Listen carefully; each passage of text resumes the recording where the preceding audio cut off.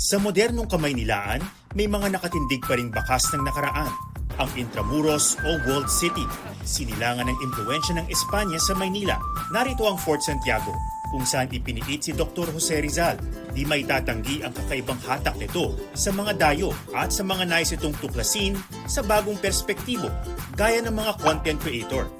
So another day and another vlog. At ngayon pupunta tayo sa nag-iisang cafe dito sa Fort Santiago. At di lang to kahit anong cafe kasi itong cafe nasa loob ng 400-year-old cistern ng Fort Santiago. Kaya tara, punta natin. Ang coffee hub na ito, dating alhibe o cistern sa dulo ng Fort Santiago. Sabi ko nga na napakasimple ng gagawin ko nito. Iilawang ko lang yung mga adobe. Ipapakita ko lang na 400-year-old sila. At yun na ang kagandahan ng lugar na to.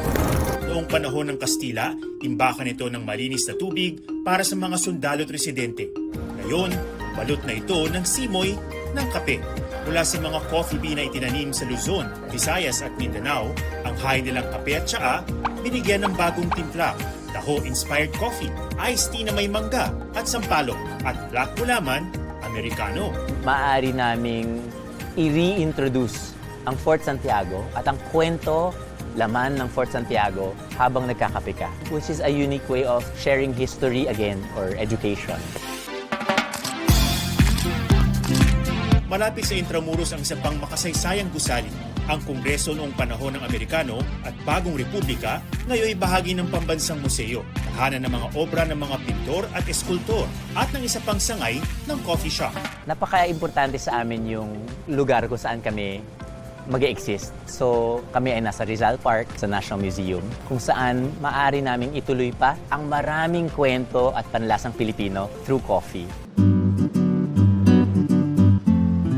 Bakas din ang pamana ng Amerika sa arkitektura ng bahay na ito sa San Juan na mahigit isang siglo nang nakatayo. Malawak ang mga silid, mataas ang kisame, malaki ang mga bintana.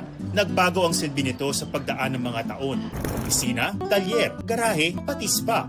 Ngayon, isa ng Filipino buffet restaurant na dinarayo sa nakalipas na 13 taon. First time ko nakita, pagpasok ko pa lang dyan sa gate, sabi ko, wow, ang laki ng bahay. Pagpasok ko sa loob, iba yung pakiramdam. Medyo tumayo yung balahibo ko. Eventually, ni-restore namin sa original niya. Ang bahay na minsang nananahimik, naging masiglang muli. It's also part of our advocacy to promote Filipino cuisine, and with that is the Filipino heritage.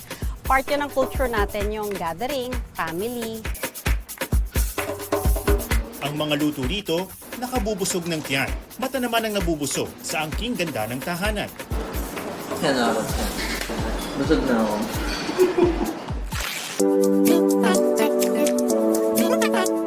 Sa bawat lugar, may mga estrukturang niluma ng panahon, ngunit mayaman sa mga kwento ng nakalipas. Naghihintay lang ng tutuklas para lumikha ng bago nitong kabanata. I fell in love with the place. Kwento niya, history niya, and yung ganda niya, yung charm, yung ibang experience na mabibigay sa pagkakape mo. Actually, ang nagbibigay ng panibagong buhay dito sa napaka-heritage house na to is yung mga guests na pupasok. It really gives life to the house.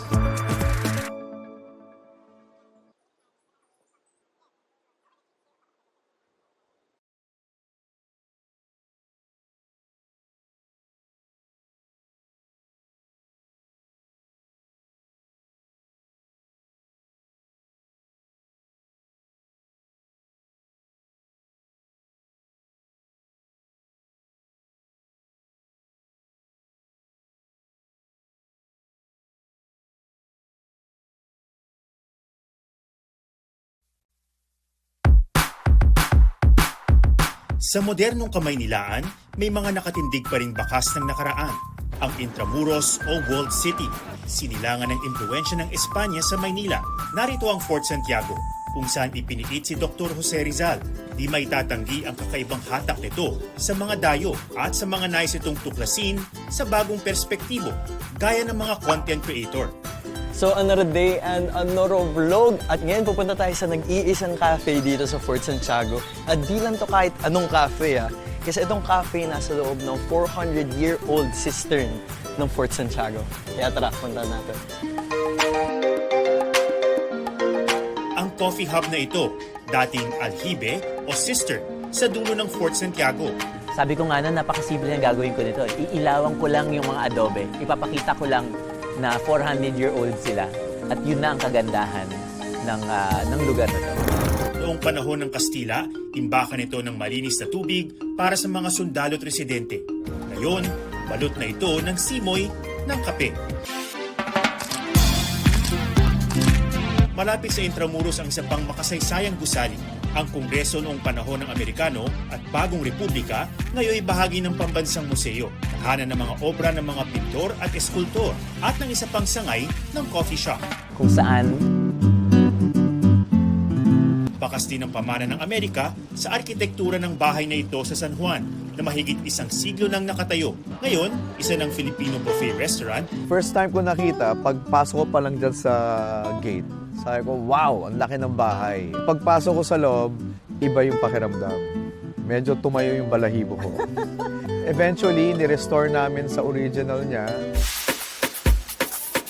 Ang bahay na minsang nananahimik, naging masiglang muli. It's also part of our advocacy to promote Filipino cuisine, and with that is the Filipino heritage. Part yun ng culture natin, yung gathering, family. Ang mga luto rito, nakabubusog ng tiyan.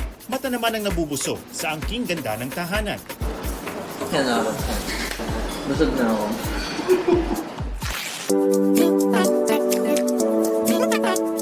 Sa bawat lugar, may mga estrukturang niluma ng panahon, ngunit mayaman sa mga kwento ng nakalipas. Naghihintay lang ng tutuklas para lumikha ng bago nitong kabanata. I fell in love with the place. Kwento niya, history niya, and yung ganda niya, yung charm, yung ibang experience na mabibigay sa pagkakape mo. Actually, ang nagbibigay ng panibagong buhay dito sa napaka-heritage house na to is yung mga guests na pupasok. It really gives life to the house.